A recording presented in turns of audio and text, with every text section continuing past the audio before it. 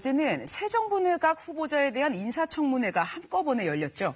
김희수 헌법재판소장 후보자, 김동연 경제부총리 후보자, 강경화 외교부 장관 후보자 이렇게 3명에 대한 청문회가 동시에 진행됐는데요.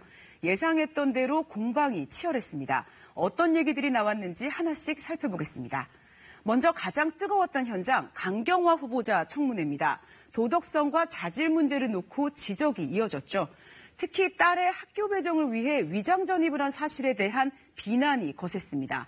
강 후보자는 죄송하다고 사과했습니다. 하지만 거제도 땅 부동산 투기 의혹과 논문 표절 의혹은 사실이 아니라고 반박했습니다. 사드 배치나 한일 위안부 합의 같은 민감한 현안에 대해서도 청문위원회 질의가 이어졌는데요. 강 후보자는 사드 배치에 대해 추가 논의가 필요하다 이렇게 강조했습니다. 또 한일 위안부 합의에 대해선 모든 방안을 검토하겠다 이렇게 재협상 가능성을 내비쳤습니다.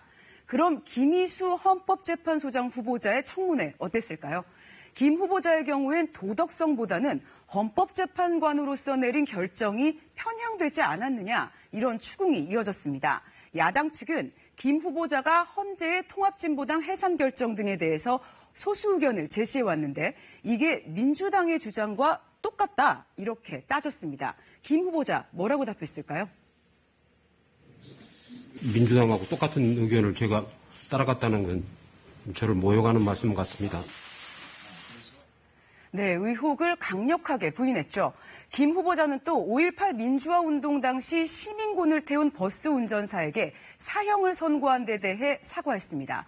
김 후보자에 대한 인사청문회는 오늘까지 이어지는데요. 자질과 도덕성에 대한 집중 검증이 예상됩니다. 이번엔 김동연 경제부총리 후보자의 청문회 보실까요? 분위기가 좀 달랐는데요. 후보자 개인에 대한 추궁보다는 현 정부의 일자리 정책에 대한 질의가 집중된 겁니다. 이 글 한번 같이 보실까요? 김 후보자가 2013년에 신문에 기고한 칼럼입니다. 시험 한 번으로 평생 안정된 직장을 얻는다면서 공무원과 공기업 직원을 철밥통에 비유했죠.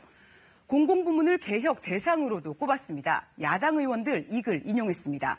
새 정부의 공공부문 일자리 창출 정책과 이 김 후보자의 입장이 다른 거 아니냐 이렇게 따진 건데요. 김 후보자는 다르지 않다면서 이렇게 설명했습니다. 공무원 숫자를 무조건 늘리는 게 능사가 아니고 정말로 필요한 곳에 국민 수에 맞게끔 하는 식으로 해서 여야는 김희수, 강경화 후보자에 대해 대립하고 있습니다. 여기다 김상조 공정거래위원장 후보자의 인사청문 보고서도 여야 갈등 끝에 채택 논의가 미뤄졌죠.